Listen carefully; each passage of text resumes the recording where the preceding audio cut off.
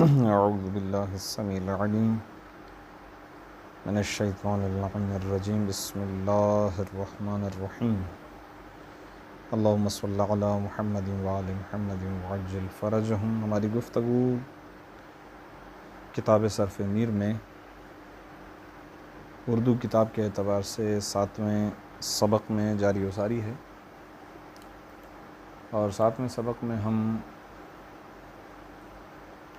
فعل ثلاثی مزید فیہ کے جو ابواب ہیں، ان ابواب میں سے پہلا باب یعنی باب افعال،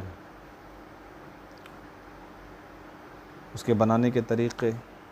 میں ہماری گفتگو چل رہی ہے۔ اور گزشتہ درس میں باب افعال کے فعل امر تک جب ہم پہنچے تو ہم نے اسی کتاب کے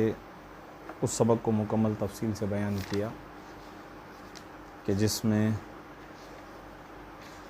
فعل امر بنانے کا کلی قاعدہ جہاں پر بیان کیا گیا تھا۔ سبق نمبر 15 میں امر حاضر معلوم بنانے کا جو طریقہ ہے اس کا مکمل بیان ہے وہاں پر،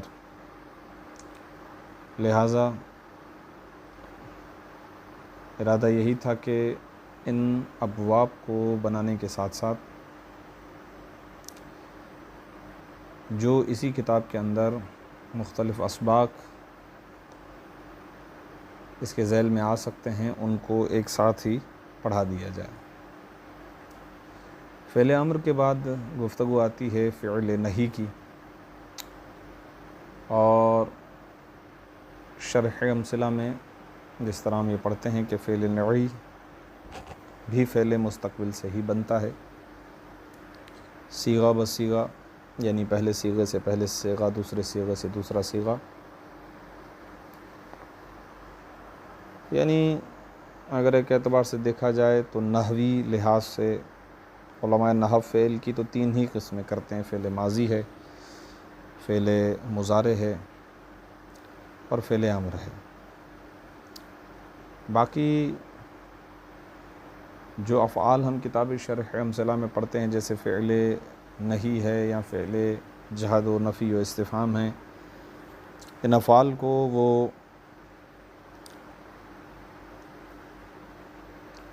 فعل مضارع کی فروعات یا فعل مضارع ہی قرار دیتے ہیں ایک طرح سے،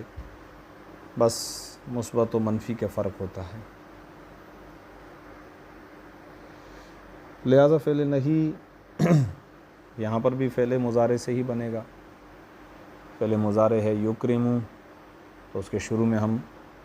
لا ناہیہ کو لے کر آتے ہیں۔ یہ لن ناہیہ جیسا کہ ہم نے پڑھا تھا کہ 2 عمل کرتی ہے، ایک لفظاً ہے ایک معنن ہے۔ لفظاً چونکہ یہ حروف جازمہ میں سے ہے تو فعل مضارع کو جزم دیتی ہے۔ فعل مضارع کو جزم کا مطلب یہ ہے کہ فعل مضارع اس لا کی وجہ سے مجزوم ہو جاتا ہے۔ جب مجزوم ہو جاتا ہے تو اس حالت جزمی کا جو اظہار ہے، وہ حالت جزمی جو ظاہر ہوتی ہے وہ 2 طرح سے ہوتی ہے۔ مفردات 5 میں آخر ساکن ہو جاتا ہے، اور افعال 5 کے آخر سے نون اعرابی گر جاتی ہے۔ تقریباً مضارع کے 12 صیغوں پر یہ عمل ہوتا ہے، اور باقی جو 2 صیغے ہیں یعنی چھٹا اور 12واں دونوں جمع مؤنث کے صیغے، چونکہ ان کے آخر میں آنے والا نون بنائی ہے، اور اس نون کی وجہ سے وہ صیغہ مبنی ہو جاتا ہے، لہٰذا مبنی پر کوئی بھی لفظاً عمل نہیں ہوا کرتا۔ تو ہم کہیں گے کہ لا یکرم، لا یکرما، لا یکرمو، لا تکرم، لا تکرما، لا یکرمنا، لا تکرم، لا تکرما، لا تکرمو، لا تکرمی، لا تکرما، لا تکرمنا، لا اکرم، لا نکرم۔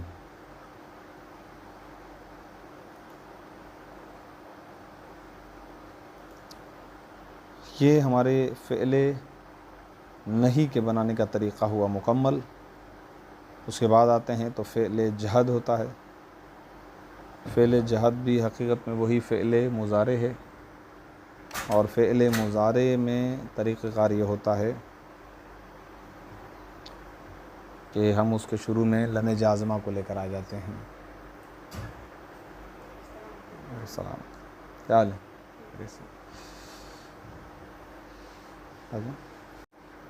تو لم جازمہ بھی اسی طرح وہی دو عمل، ایک لفظاً ہے ایک معنن ہے۔ اچھا، معنن جو رہ گیا تھا لا ناہیہ کے سلسلے میں خبر کو انشاء میں تبدیل کرنا ہے۔ لم جازمہ میں دو عمل ہیں، ایک لفظاً عمل ہے ایک معنن۔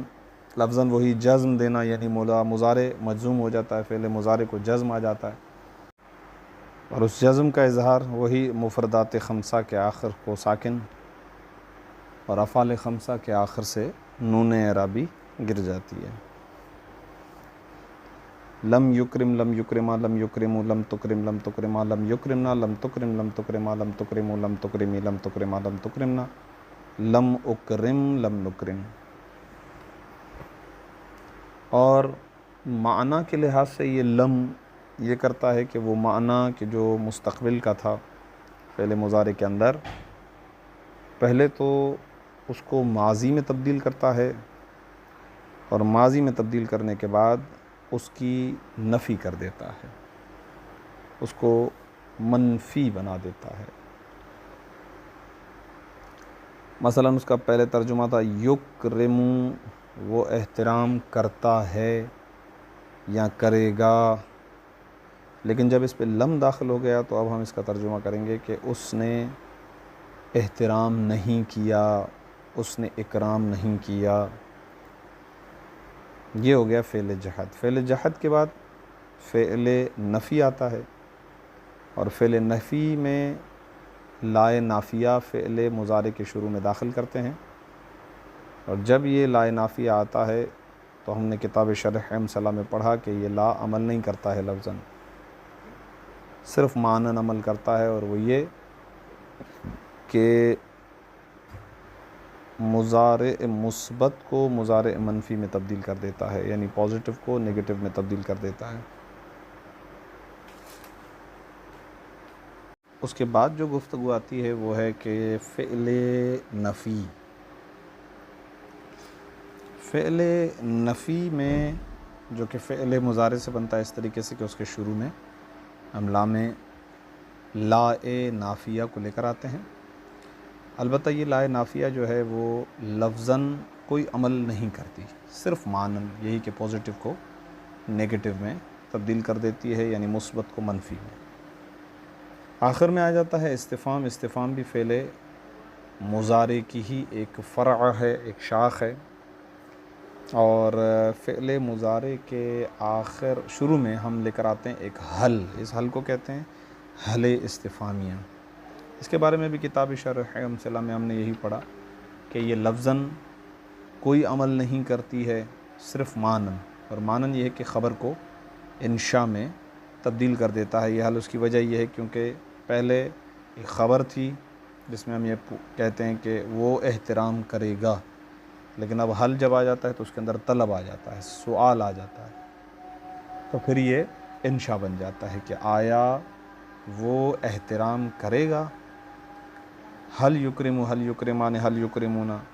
حل تکرم حل تکرمان حل یکرمنا حل تکرم حل تکرمان حل تکرمونا حل تکرمین حل تکرمان حل تکرمنا حل اکرمو حل نکرمو۔ تو یہاں پر الحمدللہ ہمارا باب افعال جو ہے کتاب میں تو ظاہر ہے کہ صرف انہوں نے فعل ماضی، فعل مضارع اور مصدر کے بارے میں بتلایا ہے، لیکن ہم نے اس کو استفہام تک مکمل کیا، وہ صرف اس غرض سے کہ ہم چاہتے تھے کہ جس طرح باب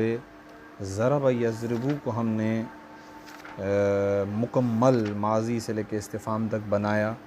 اسی طریقے سے ہم باب افعال کے بارے میں بھی جانیں، اور باب افعال کے بارے میں بھی ہمیں پتہ چلے کہ مکمل طور سے یہ کیسے بنا ہے۔ یہاں پر ایک جہت رہتی ہے، ایک پہلو، اور وہ یہ کہ اس فعل کا فعل مجہول کیسے بنے. لیکن چونکہ آگے چل کر ایک سبق مستقل طور پر اس فعل کے بارے میں آ رہا ہے، فعل مجہول کے بارے میں، یہاں پوری تفصیل سے فعل مجہول کے بنانے کا طریقہ اور تمام ابواب سے فعل مجہول کی گردان. لہٰذا ہم اس کو اسی اگلے سبق میں ہی گفتگو کریں گے. اب ہم آتے ہیں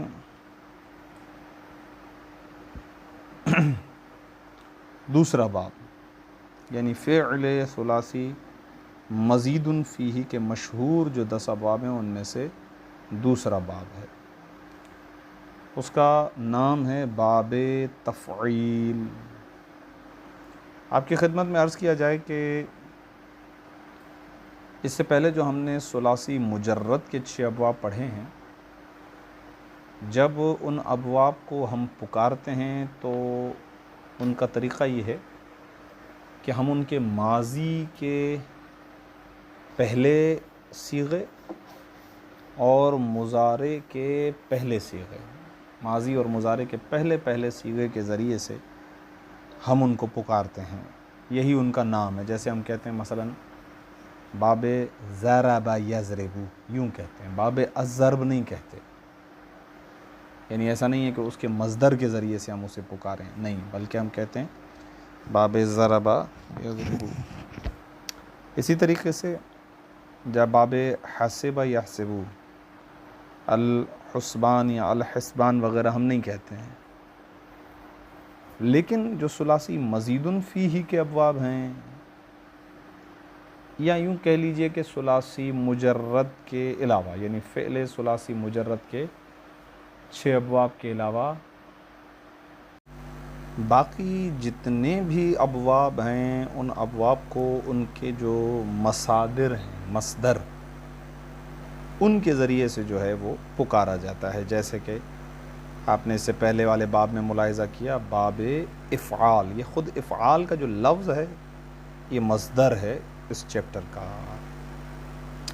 تو اب آتا ہے باب تفعیل. یہ تفعیل جو ہے یہ بھی مصدر ہے باب تفعیل کا، اور اسی کے نام سے اس چیپٹر کا نام ہے. اب فرماتے ہیں کہ باب تفعیل، اس کا جو ماضی کا وزن ہے وہ ہے فعلا، یہ اس کے ماضی کا وزن ہے. اس کے مضارع کا وزن ہے یفعلو، یفعلو. اور اس کے بعد فرماتے ہیں تفعیلاً، یہ وزن مصدر ہے. چون صرف یصرف تصریفاً، جیسے کہ پھر ایک وزن کے لیے انہوں نے، اس وزن کے لیے انہوں نے جو موزون دیا ہے، جو مادہ دیا ہے، وہ مادہ صرفہ ہے. اب پہلا سوال جو آئے گا وہ یہ کہ بھائی یہ باب تفعیل ایسا کیوں ہے کہ باب افعال کو باب تفعیل پر مقدم کیا گیا ہے؟ کیونکہ اگر آپ دیکھیں تو تقدم اور تاخر کے اعتبار سے باب افعال مقدم ہے. تو یہاں پر امکان ہے سوال آئے کہ بھئی سب سے پہلے آپ نے باب افعال کو کیوں مقدم کیا تمام ابواب پر؟ تو اس کا جواب یہ ہے کیونکہ یہ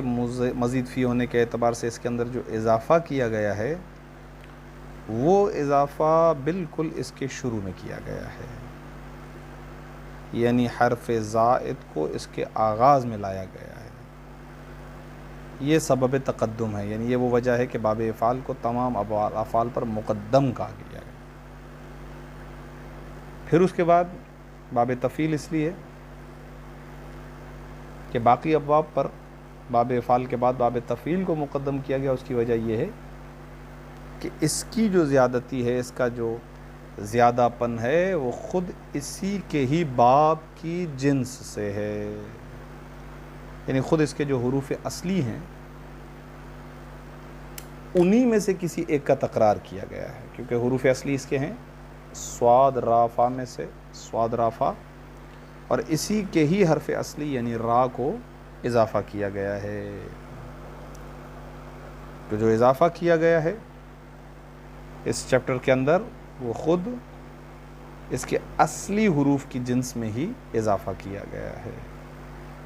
یہ وہ سبب ہے کہ جس کی وجہ سے ہم نے باب تفعیل کو باقی دوسرے ابواب پر باب افعال کے بعد مقدم کیا ہے۔ اب پہلا سوال آئے گا کہ اس کے بعد کا جو سوال ہے وہ یہ آئے گا کہ بھئی یہ فعلا یعنی صرفا یہ کیسے بنا ہے، باب تفعیل کیسے بنا ہے؟ کیونکہ جس طریقے سے ہم نے اکرمہ کو بنایا تو وہ کرما سے بنا، اسی طریقے سے ہم یہاں پر بھی یہی کہیں گے کہ فعل ثلاثی مزید فیہ کا جو ماضی ہے وہ فعل ثلاثی مجرد کے ماضی سے بنتا ہے۔ تو یہ صرفا جو کہ اصل میں صرفا تھا، فعل ثلاثی مجرد تھا، اور پھر اس پر باب تفعیل کا قاعدہ جاری کیا جائے گا، اور باب تفعیل کے قاعدے کے مطابق ہم یہ کہیں گے کہ ایک را کو بڑھایا گیا، ایک را کا اضافہ کیا گیا، عین الفعل کا تکرار کیا گیا، جس کی وجہ سے اب یہاں پر جمع ہو جاتے ہیں دو را، اور چونکہ یہ دو را جب جمع ہو گئے تو یہ ہو گئے متجانسین، یعنی دو ہم جنس حروف، ایک ہی جنس کے دو حروف ہو گئے، اور جہاں پر بھی ہم جنس حروف آ جائیں وہ قریب قریب ہوں اور ان کے درمیان فاصلہ نہ ہو، اور پہلا والا ساکن ہو یا ساکن ہونے کے قابل ہو اور دوسرا والا متحرک یا متحرک ہونے کے قابل ہو، تو پھر اس صورت میں ہم ان دونوں کے مابین ادغام کر دیتے ہیں۔ اور ادغام کا کیا مطلب ہوتا ہے؟ ادغام کا مطلب ہوتا ہے ان دو ہم جنس حروف میں سے پہلے والے ساکن حرف کو دوسرے والے متحرک حرف کے اندر داخل کرنا۔ اب ظاہر ہے کہ کوئی حقیقت میں اور واقعیت میں تو ایسا نہیں ہو رہا ہے کہ ایک را دوسرے را کے اندر جا رہا ہے، لیکن یہ ایک طرح کی نسبت ہے کہ صرفہ میں ہم یہاں پر یہ کہتے ہیں کہ یہ تشدید علامت ہے اس بات کی کہ یہاں پر دو را ہیں، اور وہ دو را اس طریقے سے ہیں کہ پہلا والا را جو کہ ساکن تھا اس کو دوسرے والے را یعنی جو متحرک تھا اس کے اندر داخل کر دیا گیا ہے۔ اس داخل کرنے کو کہتے ہیں ادغام، صرفا۔ اس کے بعد آ جاتا ہے یصرفو، اور یصرفو چونکہ فعل مضارع ہے، فعل مضارع کے بنانے کا کلی قاعدہ آپ کی خدمت میں بیان کیا جا چکا کہ وہ ماضی سے بنتا ہے، اور اس کے بنانے کا طریقہ یہ ہے کہ سب سے پہلے اس کے شروع میں حروف عطین کو لے کر آتے ہیں اور آخر کو ضمہ دیتے ہیں، اور آخر سے ما قبل کو کسرہ دیتے ہیں، سوائے ان تین ابواب کے کہ جن کے شروع میں یعنی جن کے ماضی کے شروع میں تا آ جاتا ہے۔ یہ ہم الحمدللہ 11واں سبق جو اردو والی کتاب کے مطابق جو 11واں سبق ہے اس کے اندر فعل مضارع کے بنانے کا کلی قاعدہ لکھا ہوا ہے، اس کو پڑھ چکے ہیں اور بیان بھی کر چکے ہیں تفصیل سے، البتہ یہاں پر فقط اس لیے تکرار تاکہ وہ یاد ہو جائے، ہر باب میں اس کی پریکٹس ہو جائے گی۔ پھر آخر سے ما قبل کو کسرہ دینے کے بعد اب سوال آئے گا کہ حروف عطین پر کیا حرکت آئے، تو یہ ان 4 ابواب میں سے ہے کہ جن کے حروف مضارع پر ضمہ آتا ہے۔ باب افعال، باب تفعیل، باب مفعلہ، باب فعللہ، یہ دوسرا باب ہے، پہلا گزر چکا یکرمو، اور اب یہ دوسرا باب ہے اور وہ ہے باب تفعیل۔ تو یہ ہو گیا یصرفو، بن گیا یصرفو۔ اس میں فاعل فعل مضارع سے بنے گا، یا کو ہٹا کے میم مضمومہ لگا دیں گے اور آخر سے تنوین لگا دیں گے جو کہ اسم کا خاصہ ہے، تو بن جائے گا مصرفن، اور اس کے بعد اس میں مفعول کہ جو مضارع مجہول سے بنے گا، اس کے بنانے کا طریقہ یہ کہ شروع میں حرف مضارع کو ہٹا دیں گے، میم مضمومہ شروع میں لے کر آ جائیں گے، آخر سے ما قبل کو فتح دیں گے، اور آخر میں تنوین لگا دیں گے جو اسم کا خاصہ ہے۔ خوب، اب چونکہ اس کی گردان میں نہیں کر رہا ہوں، یہ گردان اب آپ کے لیے آہستہ آہستہ آسان ہو جائے گی، کیونکہ ابھی گردانوں کی جو طریقہ کار ہے وہ تو وہی ہے جو آپ باب ضرب یضرب میں پڑھ چکے ہیں، یا ثلاثی مجرد کے ابواب میں، یا جیسے باب افعال کی گردان آپ نے تفصیل سے کی، کیونکہ اب تو وہی ہے باقی ساری گردان۔ بس یہ ہے کہ شروع میں صرف ان کے بنانے کے طریقے پر تھوڑی سی گفتگو کی ضرورت ہوتی، لہٰذا وہ بیان کی جا رہی ہے۔ اس کے بعد یہاں پر لفظ لکھا ہوا ہے تصریفاً، یہ مصدر ہے، مصدر باب تفعیل۔ آگے چل کر انشاءاللہ جہاں پر تیسرے حصے میں صرف میر کی کتاب کے اعتبار سے تیسرے حصے میں جہاں پر ابواب کی خصوصیتوں کا بیان آئے گا، وہاں پر بڑی تفصیل سے یہ بتائیں گے، اور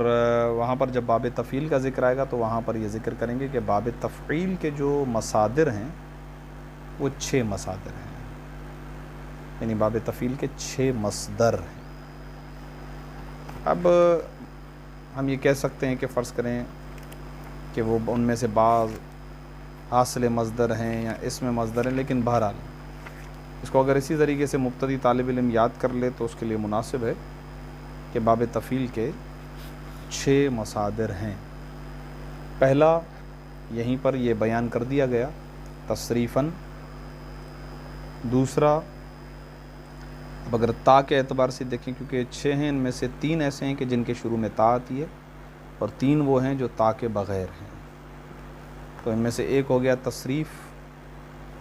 دوسرا ہے تکرار بر وزن تفعال، یہ ہو گیا دوسرا تا کے ساتھ۔ تیسرا ہے تذکرتن، یہ تا کے ساتھ ہو گیا بروزن تفعلتن۔ تو یہ 3 تا کے مکمل ہو گئے، تصریفاً، تکراراً اور تذکرتاً، یہ ہو گئے 3۔ اب چوتھا یعنی بغیر تا کے فعالاً، آگے چل کر بتائیں گے سلام، کلام، یہ جو ہیں وہ مصدر باب تفعیل ہیں، سلام، کلام، سلاماً، کلاماً۔ تو فعال یہ مصدر ہے، مصدر باب تفعیل، یہ ہو گیا چوتھا، اور بغیر تا کے اعتبار سے یہ ہو گیا پہلا، یعنی جس میں تا نہیں ہے۔ اس کے بعد 5واں کسرے کے ساتھ فعال، کذاباً، فعالاً، یہ بھی بغیر تا کے ہو گیا، بغیر تا کا دوسرا ہو گیا، اور ترتیب کے اعتبار سے 5واں ہو گیا۔ اور چھٹا کسرے کے ساتھ، البتہ ذال کے تشدید کے ساتھ، کذاباً، یہ قرآن میں الفاظ استعمال ہوئے ہیں، کذاباً، فعالاً ای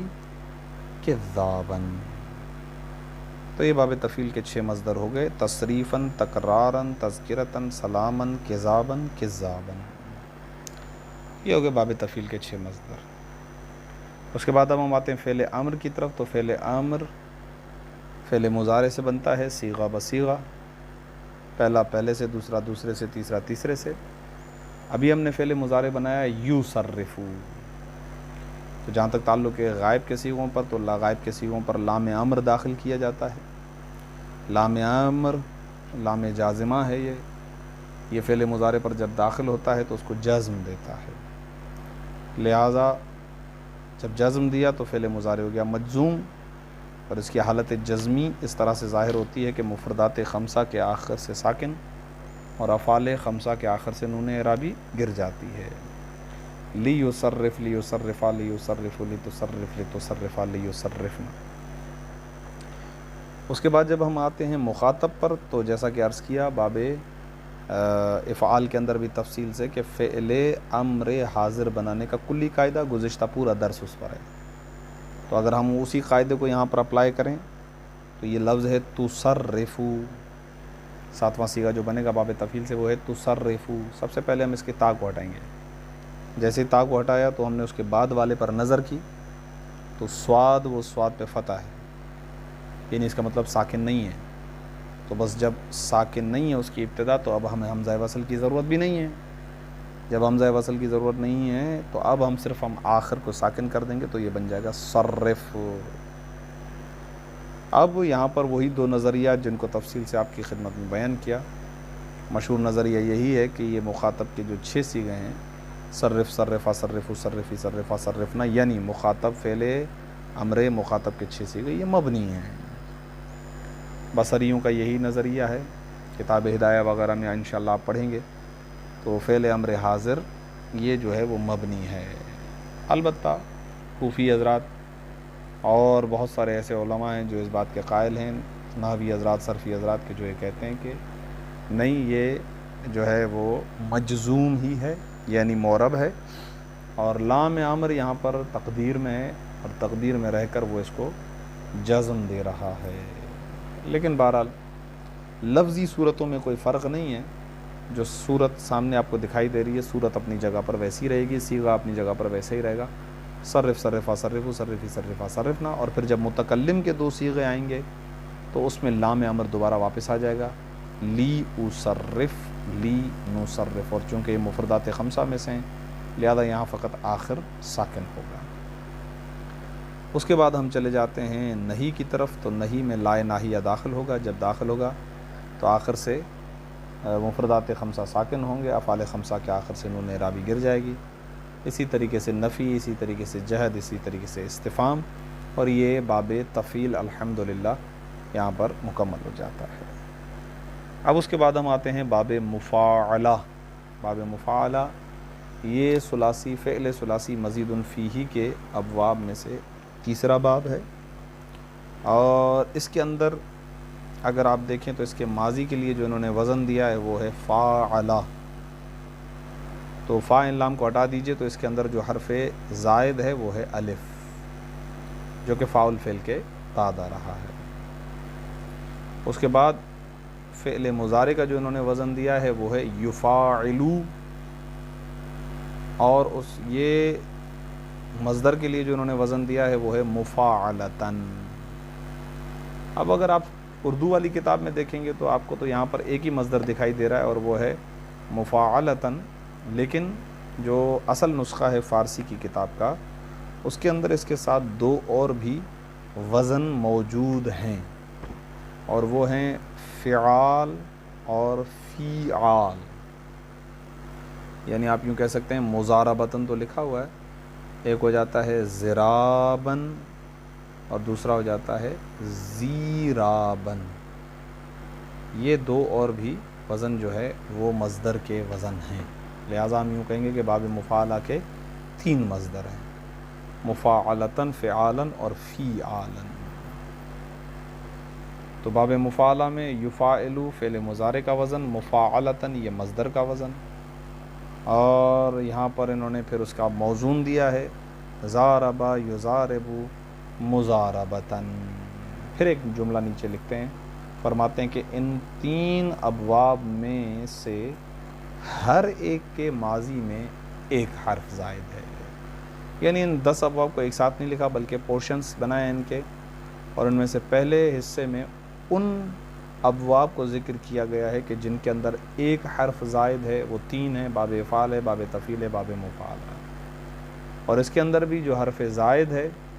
چونکہ وہ فاعل فعل کے بعد آ رہا ہے لہٰذا اس کو تیسرے نمبر پر ذکر کیا گیا ہے، باقی ابواب پر اس کو فوقیت اس لیے بھی دی گئی ہے، لہٰذا یہاں پر الحمدللہ باب مفاعلہ کی گفتگو بھی تقریباً مکمل ہو جاتی ہے۔ باقی فعل مضارع کیسے بنے گا، اس میں فاعل کیسے بنے گا، اس میں مفعول کیسے بنے گا، باب تفعیل کیسے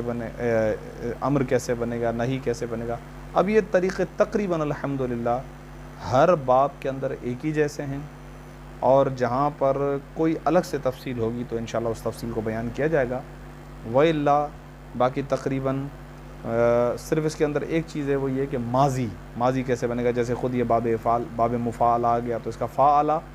فرماتے ہیں کہ اس کا ضاربہ جو ہے وہ ضربہ سے لیا گیا ہے، صرف یہ اصول ذہن میں رکھنا ہے کہ فعل ثلاثی مزید فیہ کے جو ماضی ہے یہ فعل ثلاثی مجرد کے ماضی سے بنتا ہے، اور اس کا قاعدہ جو بھی ہوگا وہ بیان کیا جائے گا، جیسے یہاں پر قاعدہ یہ ہے باب مفعلہ کہ فاعل فعل اور عین الفعل کے درمیان ایک الف کا اضافہ کیا جاتا ہے۔ صلی اللہ علی محمد و آلہ الطاہرین۔